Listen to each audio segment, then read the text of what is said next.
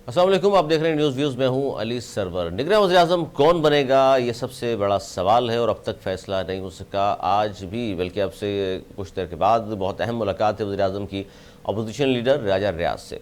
अब तक तय नहीं हो सका है कि वज़ीर-ए-आज़म अपोजिशन लीडर के पास निगरान वज़ीर-ए-आज़म का नाम तय करने का, क्योंकि आज आखिरी रोज़ है, नाम है भी नहीं है। क्योंकि बहुत सारे लोग तो अब अदरा तफन्नुनी कह रहे हैं जी दोनों के पास नाम मौजूद नहीं है। नाम फाइनल नहीं हुआ तो फिर क्या होगा जी? फिर मामला पार्लिमानी कमेटी के पास चला जाएगा और कौमी असम्बली तहलील हुए 3 रोज़ हो गए हैं।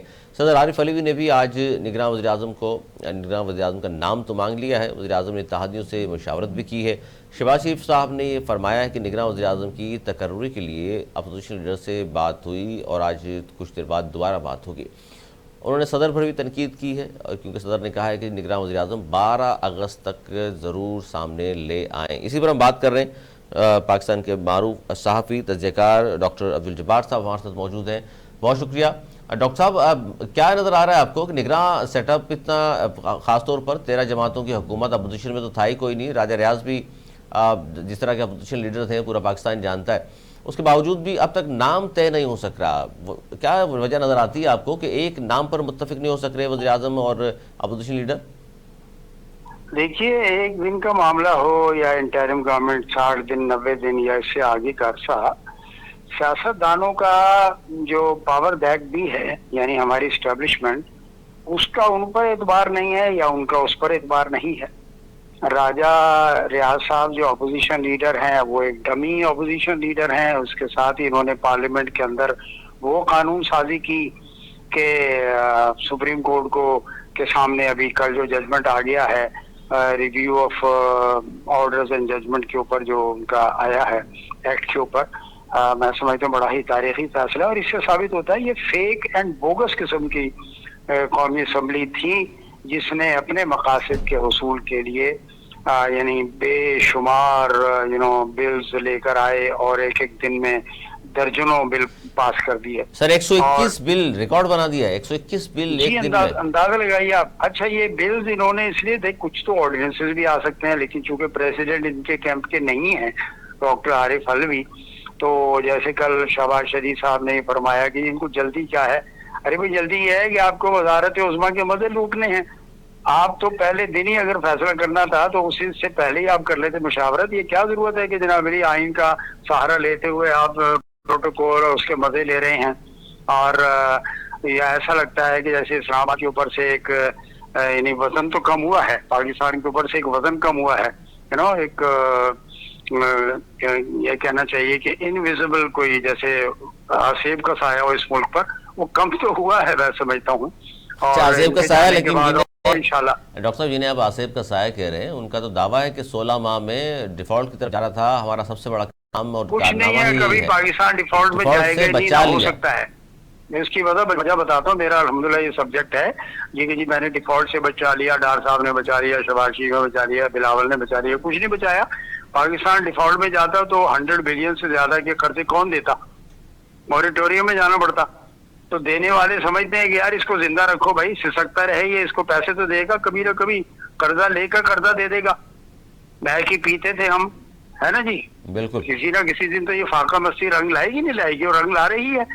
आप ये देखिए डिफेंस का बजट इन्होंने कम किया है सर यहाँ तो अब बिल्कुल सही है आपकी बात। डॉक्टर साहब मसला ये है कि अब ये भी कहा जा रहा है कि चूंकि डार साहब निगरान वज़ीर आज़म नहीं होंगे, चूँकि वो बात आ जाएगी कि नून लीग से इनका ताल्लुक़ है और शफाफियत पर निशाना सवालात उठेंगे। लेकिन मियाँ साहब के बारे में ज़रा ये कहते हैं कि मियाँ साहब की फरमाइश फिर भी ये है कि डार साहब को निगरान सेट में अगर वज़ीर आज़म ना भी बना रहे तो वज़ीर ख़जाना ज़रूर रखना है। किस लिए कोई जस्टिफिकेशन नहीं है क्या? वजह उसकी ये है, वो ये कहते हैं जी दुनिया नहीं जी, वो कहते हैं दुनिया भर में डार साहब के सर ज़िमनी सवाल सुन लें। वो ये कहते हैं कि डार साहब के दुनिया भर में कारकर्दगी के डंके बज रहे हैं तो वो बेहतर डील कर लेते हैं तमाम। मेरा ख्याल है रायवंड में बज रहे होंगे या एवन फील्ड में बज रहे होंगे, ठीक है जी, वहां बज रहे, या मॉडल टाउन में बज रहे होंगे, या फिर सब ये बिलावल हाउस में बज रहे होंगे। कोई डंके नहीं बज रहे। लोगों की रोटी हराम हो चुकी है, बिजली का बिल 55 रुपया के ऊपर जा चुका है, यहाँ पे लोग फाका कर रहे हैं और सोशल क्राइम्स बढ़ गए हैं। और यानी दूसरे लफ्जों में आपको क्या बताऊं, कल नजम सेठी के बेटे के हवाले से जो खबर आई है जी, कितनी जी। दर्दनाक, और ये मुआशरती बुराइयां बढ़कर आ रही है, एलजीबीटी की तरफ मुल्क जा रहा है। क्या हो रहा है, कौन सी कानून साजी इन्होंने की है? बात निकलेगी तो बहुत दूर तक जाएगी, लोग बेवजह उदासी का सबब पूछेंगे। अच्छा, तो इस पे ये डॉक्टर साहब पूछेंगे लेकिन तुम इतने परेशान क्यों हो? बिल्कुल, लेकिन इस पे बड़ी अहम बात यह है कि जब सब कुछ 13 जमातें भी और अपोजिशन लीडर भी सभी एक जगह थे और सब कहते हैं कि जनाब इनकी आपस में बड़ी अच्छी अंडरस्टैंडिंग रही और एक पेश भी था, तो उसके बावजूद भी इतने अब तक बड़ा कॉन्फिडेंशियल रखा जा रहा है, या तो फिर अब तक वो नाम ऐसा है जिसके पर सब मुत्तफिक नहीं हो रहे, और नाम अब तक तो बाहर नहीं आया, बहुत सारे लोगों के नाम आते रहे कुछ मीडिया में। नहीं है, रिटायर्ड जज की बात करते हैं, उन्होंने तसद्दुक जिलानी का नाम ले लिया, यूसुफ रजा गिलानी अगेन पीपल्स पार्टी, और ये सलीम अब्बास जिलानी, यूसुफ रजा गिलानी अगेन पीपल्स पार्टी, और उधर जो है सागदार मुस्लिम लीग, बाकी लोग क्या लड्डू भुट्टे भूनने के लिए आए हैं क्या? अच्छा, हफीज बात शेख ये साहब है- का नाम भी फिर, लेकिन अब जो बात ये है एक कि अहम नाम राहिल जो शरीफ शामिल हुआ साहब है, हो, देखिए बहुत सारे आप रिटायर्ड ऑफिसर ले आए ना, उनको नहीं कोई ठीक है, पाबंदी लेकिन तो इसमें नहीं बड़ा है, अहम सियासत नाम जो गुज़िश्ता रोज शामिल हुआ डॉक्टर साहब, वो सादिक संजरानी साहब का है, और सादिक संजरानी वो साहब भी अगर मैं बनते हैं, समझता हूँ वो कोई एक्सरसाइज इन फ्यूटिलिटी होगी। अली सरवर साहब, वो भी सादिक सजरानी ने जो काम किया है सेनेट में बैठकर, इवन रजा रब्बानी को कहना पड़ा कि जी ये रजवाड़ा है, सेनेट नहीं है रजवाड़ा है, और इसका इशारा जो है जाहिर है ये जाता है सादिक संजरानी के ऊपर। तो भाई इस तरह नहीं होगा, आपने बात करनी है तो उसूलों पर करनी है। आप क्या ब्रीच यानी नो कॉन्फिडेंस की स्टेट ऑफ अफेयर्स हैं आपके ऊपर, वो एतबार नहीं करते, उन पर आप एतबार करने को तैयार नहीं है। वैसे कहते हैं जी हम बड़े वफादार हैं, ऐसा नहीं है। मुल्क को बहुत है यहाँ पर पाकिस्तान को चलाने वाले और पाकिस्तान से मोहब्बत करने वाले, करोड़ों का मुल्क है ये, 24 करोड़ आवाम पाकिस्तान से मोहब्बत करते हैं, और ये चाहते हैं जी 14 अगस्त की सलामी भी मैं लेकर जाऊं। कौन सी सलामी भाई? किसी बंदे को ले आइए, पार्लियामेंट कमेटी में जाता है तो आज में तप्पड़ कहाँ से आ गया? कौन इसको शह दे रहा है? क्वेश्चन ये है। राहिल शरीफ साहब अगर कैंडिडेट है वहां से ले लें, और कोई ले लें, पुराना कोई जज ऐसा ना लें जैसे केपी के अंदर साहब आए थे, वो ना लें आपके। उधर से उन्होंने अपने ही समधी को गवर्नर बना दिया, और उधर से जो है वो अपने ब्यूरोक्रेट को उठा के आपने चीफ मिनिस्टर बना दिया, सूबा ही डूब गया। तो ये मुल्क को बचाएं, मुल्क को अल्हम्दुलिल्लाह कोई खतरा नहीं है, लेकिन फिर भी एक अच्छा सेटअप लेकर आइए। अच्छा, इसका और सादिक ये संजरानी इलेक्शन पर डॉक्टर साहब मसला ये है कि सादिक संजरानी साहब का नाम आया तो कहा ही जा रहा था कि जी वो खास आदमी हैं किसी के, तो दोनों तीनों जितनी भी जमातें, इस वक्त बड़ी जमातों की बात कर रहा हूँ, वो मौजूद है, तो उन सबको तो फिर इख्तलाफ नहीं होना चाहिए, लेकिन उस पर कल खासतौर पर एहसन इकबाल साहब और दीगर लोग उनसे मुलाकातें भी कर रहे हैं। वज़ीर आज़म ने मुलाकात की, डार साहब ने मुलाकात की, एहसन इकबाल साहब ने मुलाकात की, और मुलाकात के बाद वो कह रहे हैं जी ये तो हमारी रोज़मर्रा की मुलाकात है, तो कोई तो वजह है कि सादिक संजरानी साहब बहुत अहम है। एहसन इकबाल साहब का तो मक्खू ठपा जाएगा इंशाल्लाह। ये जो इन्होंने कंटेम्प्ट के जो है राना सनाउल्लाह और मरियम और ये जो हैं ये एहसन इकबाल, ये तो अरिस्टोटल है, बोगस, फेक, पाकिस्तान के फेक अरिस्टोटल है, cut and paste of Google. इनको इन्होंने बहुत समझ रखा है जी, बहुत बड़ा। कौन सी प्लानिंग है, डेवलपमेंट की है? उठा लेते हैं 2020 प्रोग्राम, 25 गूगल से उठाया, कट एंड पेस्ट किया, पाकिस्तान में उसको इंट्रोड्यूस कर दिया। अभी तक यानी अगर इनकी प्लानिंग सही होती, तरक्की पाकिस्तानी करता 16-17 साल माह में, जनाब पाकिस्तान के अवाम कुछ तो कम अज कम अगर खुशहाल नहीं होते तो गुर्बत के हाथों तो नहीं मर रहे होते ना। मुझे बताइए कि इन्होंने जितने भी कल शहबाज शरीफ साहब की ट्वीट में इतनी लंबी अपनी अचीवमेंट गिनवाई है, मैं सिर्फ 5 आपको गिनवाता हूँ। डॉलर कहाँ खड़ा हुआ है? इन्फ्लेशन 38%, 40% पे महंगाई है, 55 रुपए का बिजली का है, पेट्रोल जो है 200 पौने 300 रुपए के ऊपर चल रहा है। मुझे बताइए अनएम्प्लॉयमेंट जो है वो चीनी सर आज ही भी खबर आई कि चीनी फी किलो 160 तक पहुंच गई है। चीनी जनाब ये 160-170 में जा रही है, कोई पुरसाने हाल नहीं है। 122 पे जो है ना जहांगीर तरीन के ग्रुप ने यूटिलिटी स्टोर्स को ऑफर की थी, वो नहीं ली इन्होंने। अगर 122 पे लेते तो चलो 130 में बिक जाती बाजार के अंदर। ये एक बहुत बड़े कार्टेल काम कर रहे हैं पाकिस्तान में। मोनोपोली कमीशन जिसको कहते हैं ना, कॉम्पिटिटिव कमीशन, वो मिनोरिटी मोनोपोली कंट्रोल अथॉरिटी, वो फेल हो गई है। जगह जगह पे करप्शन के ढेर हैं जनाब। ये जो 17 साल की कारकर्दगी और जो फॉरेन मिनिस्टर बने हुए थे, उन्होंने जो पाकवन इस्तेमाल किया है, उसी पर एक फिट केस है नैब का। नैब में जो भट्ट साहब बैठे हैं, उनको चाहिए कि अब अपने घोड़ों को तेज करें, उनको जो है ना नीचे वो पहनाएं, इसके नीचे जो क्या होती है। अच्छा, निगरान सेटअप जो बनेगा सर, निगरान सेटअप जो बनेगा, आपका तज्जिया क्या समझते हैं आप कि वो लॉन्ग टर्म होगा, या लगता है आपको 90 दिन या जिस तरह कहा जा रहा है 120 दिन में चलेगी, नई हल्काबंदियां हो जाएंगी तो फिर फेब या मार्च तक इंतखाबात की तरफ जाएगा? देखिए जी, वो जो साहब अटक जेल में बंद है ना जी, उन्होंने भी बहुत सारी की हैं, उनको भी चाहिए था रिव्यू करें पाकिस्तान की खातिर, पाकिस्तान की पॉलिटिकल कल्चर के मुताबिक। मैंने नहीं कि वो करप्ट है या वो साबित हो गए हैं करप्ट प्रैक्टिसेस में। क्वेश्चन ये है कि रहना इसी मुल्क में सबको, सर या तो तोशाखाना पे सजा हुई बराबर है, तोशाखाना पे सजा हुई है और प्रॉपर सजा आप दें, या तो प्रॉपर उनको वो तो जस्ट हुमायूं दिलावर का देख लिया आपने बाजार के अंदर जो किसी किस्म की पोर्नोग्राफी की फिल्में चल रही हैं, या तो वो डिनाई करें कि ये मेरी नहीं है, ये कंकॉक्टेड है, फैब्रिकेटेड है। ठीक है, ये खुलकर आए ना। अगर अदलिया है, इसी किस्म की जो सेशन जज है और इसी किस्म के इस्लामाबाद हाई कोर्ट के मोहतरम बैठे हुए हैं, लोगों की उंगलियां उठ रही हैं। लोगों को आपको मुतमईन करना पड़ेगा, नहीं तो इंसाफ जो है ना, ये नहीं कि इंसाफ को होते हुए नजर आना चाहिए और लोग उसको एक्सेप्ट करें। ये नहीं हो कि जनाबरी एक मेरा बंदा पकड़ा गया, वो उसका बंदे को पकड़ने के लिए बराबर कर दें। इवन प्लेइंग फील्ड की बात करती हैं वो मोहतरमा कि इवन प्लेइंग फील्ड होनी चाहिए। कौन सी इवन प्लेइंग फील्ड होनी चाहिए? अरबों रुपया कमा के बैठ गए हैं और बिलियंस के जनाबरी महलात खड़े कर दिए हैं। गरीब तो वही है, बेचारे को तो पेंशन के लिए काट रहे हैं। आप फौजी हो या सिविलियन हो, उसकी पेंशन की कटौती की बात की जा रही है। तो इस तरह नहीं चलेगा मुल्क। इंसाफ चाहिए, इकोनॉमिक जुडिशियस सिस्टम चाहिए, बेसिक जो है स्ट्रक्चरल रिफॉर्म्स की जरूरत है इस मुल्क को, बेसिक सोशल रिफॉर्म्स की जरूरत है इस मुल्क को। फॉरेन पॉलिसी इंडिपेंडेंट अगर करनी है तो ब्लॉक की बात कर रहे हैं, अगर नहीं जाना है ब्लॉक में, यूक्रेन से किसी बात कर रहे हो तो गंदम रशिया से भी आ रही है, तेल भी आ रहा है, तो भाई किधर जाना चाहते हैं? आपको किसी न किसी की साइड ये तो लेनी खैर पड़ेगी। देखिए, जिस तरह की आपने बात की कि जी वो तो मुसद्दिक मलिक साहब ने फरमाया कि रशिया से जो तेल आ रहा है उसके सम्राट आने वाले वक्त में मिलेंगे, फिलहाल तो नहीं मिले आवाम को। सम्राट क्या होंगे? वो एक ही कार्गो आया था वहां से, उसी कार्गो के बारे में बॉम्बे से जो खबरें चली हैं, इंडिया से खबरें चली हैं कि उसमें $16 पर बैरल का उसमें यानी किकबैक है उसके अंदर। उसको कौन इन्वेस्टिगेट करेगा? क्या नैब करेगा जाकर इसके बारे में कि जी पहला कार्गो आया था रशिया से, पता करे जी किसका? स्टेट जो है वो निगोशिएट करे। ये मुसद्दिक वगैरह जो है ना, इन्होंने तो अपना खांचा करना है, क्योंकि इनके लीडरों ने खांचे किए सर। इनके लीडरों ने करप्शन के केसेस एस्टेब्लिश्ड हैं सर। ये सारी जमातें, डॉक्टर साहब, सारी जमातें इकट्ठी हुई थी खान साहब के खिलाफ और ज़ाहिर अदम एतमाद के जरिए उनको जिस तरह निकाला, वो जेल में है, लेकिन उसके बावजूद भी हम देख रहे हैं कि वज़ीर आज़म ने ये कहा कि इत्तेहादियों के साथ सीट एडजस्टमेंट करके इलेक्शन में उतरने के लिए उन्होंने हाँ कर दी है, हिमायत कर दी है। तो खान साहब तो है नहीं इलेक्शन में, PTI ज़ाहिर जिस तरह होगी वो आने वाला वक्त बताएगा, लेकिन उसके बावजूद भी कहीं ना कहीं खौफ तो है।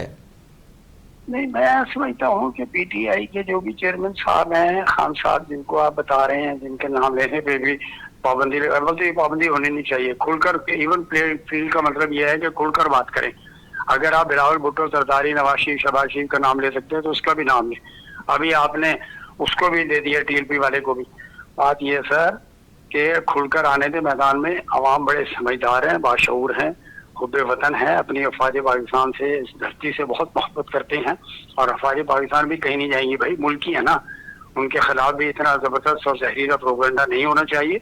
यह अदारा हमारा अपना है और मिल बैठकर बात करें। लेकिन मैंने वजह से शुरू में ही, इंट्रो में ही कहा था कि एतमाद का फौजदान है वो इन पर, और ये उन पर एतबार करने को तैयार नहीं है। बज़ाहिर जो है वो बड़ी चूमा चाटी होती है कि नहीं जी हम आपके साथ हैं, और 12 गाँव का पुल जो है वो चीफ साहब के ने बनवाया है। बिल्कुल बनवाया है। आपकी सिविलियन ऑर्गेनाइजेशंस में, नेस पार्क में और दीगर अदारों में अगर तप्पड़ होता, इतनी स्ट्रेंथ होती, तो फिर आप क्यों NLC और FWO के पास जाते हैं भाई? उन्होंने तो इंस्टीट्यूशंस बिल्ड कर रखी हैं जो मुल्क के काम आ रहे हैं। क्राइसिस जब जनरल ज़ियाओं के दौर में हुआ था लॉजिस्टिक्स का, गंदम का, तो याद है आपको कि वो मुस्तफा गोकल ने अपने जहाज के जरिए गंदम लाए थे और रातों रात नेशनल लॉजिस्टिक सेल खड़ा किया गया था, और आर्मी के ट्रक्स जो है ना वो ले लेके चल जाते थे अब कंट्री माल कराची पोर्ट से। तो जनाब ये अदारा कहीं नहीं जाएगा। और ये पार्लियामेंट है, ये अगर इतना ही बड़ा अदारा है, इसके लिए आपने कंटेम्प्ट की भी लॉ पास कर दिए हैं। क्या है ये? अगर आप तनकीद बर्दाश्त नहीं कर सकते तो पार्लियामेंट में आना छोड़ दें। लोग तो आप आवाम के नुमाइंदे हैं, आवाम आपका गिरबानी पकड़ेंगे, आपके गले में हाथ डालते हैं तो गिरबानी पकड़ेंगे। ये आवाम का हक है, ये प्रोग्रेटिव उनका है, उनको फैसला करने दें। आप कुछ रोकने की जरूरत नहीं है। और इलेक्शन फेयर हो। ये जो राजा सिकंदर साहब है, इन पर एक बहुत बड़ी कौमी जिम्मेदारी आ गई है कि इंतहाई अमानत के तौर पर इसको लेकर चलें। अब मामला डॉक्टर साहब, अगर नाम जाहिर है आज भी अगर फाइनल नहीं हुआ तो फिर तो मामला जाएगा पार्लियामानी कमेटी के पास, तो आपको लगता है फिर वही मसला हल होगा? ये जी ऐसे ही लग रहा है मुझे, ऐसे ही लग रहा है। बात यह कि राजा रियाज साहब जो हमेशा से उनके गुण गाते थे ट्रेजरी बेंचेस के, आज इनमें आखिर कौन सा 240 या 440 का करंट दौड़ गया है कि कल वो जी मैं 3 नाम देकर आ गया हूँ ये वो।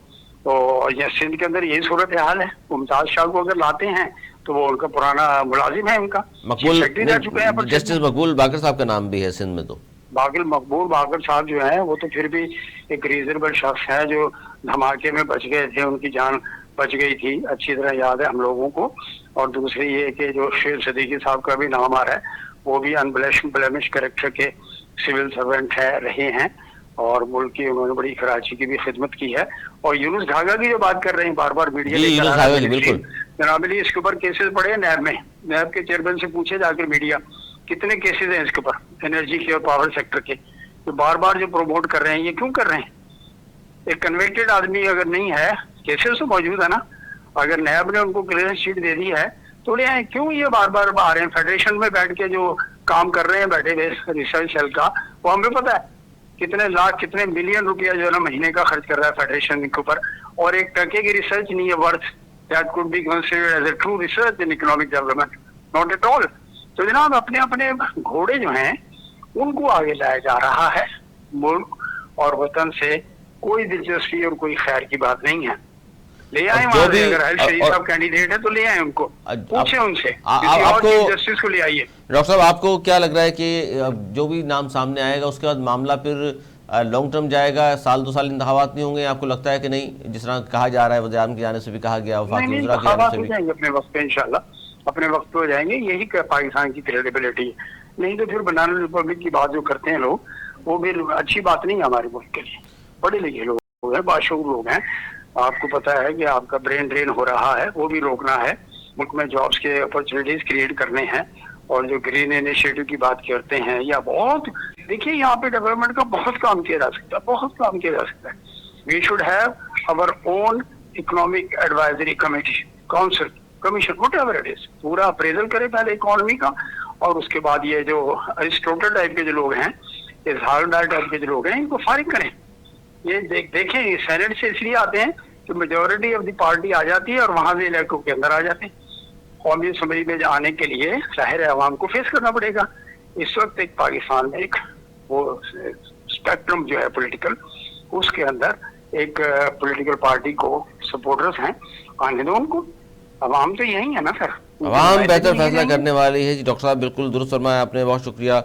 डॉक्टर अब्दुल जब्बार साहब हमारे साथ मौजूद थे और उन्होंने यही बात की कि आज फैसला हो जाना चाहिए, लेकिन बज़ाहिर ये लगता है कि मामला पार्लिमानी कमेटी के पास चला जाएगा। लेकिन जो नाम सामने आए हैं उसमें बहुत ऐसे क्रेडिबल नाम भी मौजूद हैं जिन पर अगर इत्तेफाक राय हो जाता है आज वज़ीर आज़म और अपोजिशन लीडर के दरमियान, तो ये जिस तरह डॉक्टर अब्दुल जब्बार साहब ने कहा कि खुशाइंदी बात होगी। और अब लॉन्ग टर्म तो सिलसिला नहीं चलता नज़र आ रहा, क्योंकि जो कहा गया 120 दिन में नई मरदमशुमारी के बाद भी हो सकते हैं तमाम मामलात, और नई मरदमशुमारी के बाद जो कहा गया कि जी नए ब्लॉक्स बनाने हैं, और उसके अलावा नई मरदमशुमारी के बाद हल्का बंदियों का जो मामला है वो भी हल हो सकता है 120 दिन में, वो भी हल्का बंदियाँ भी हो सकती हैं, वोटर लिस्टें फराहम की जा सकती हैं। तो नवंबर के आखिर तक इंतखाबात हो सकते हैं। लेकिन अब देखिए मामला किस तरफ जाता है, क्योंकि जिस वक्त हम प्रोग्राम कर रहे हैं अब तक मामला यही है कि वज़ीर आज़म और अपोजिशन लीडर के दरमियान मुलाकात है, और उसमें देखते हैं आज फैसला नहीं हुआ तो फिर मामला जाएगा पार्लियामानी कमेटी के पास।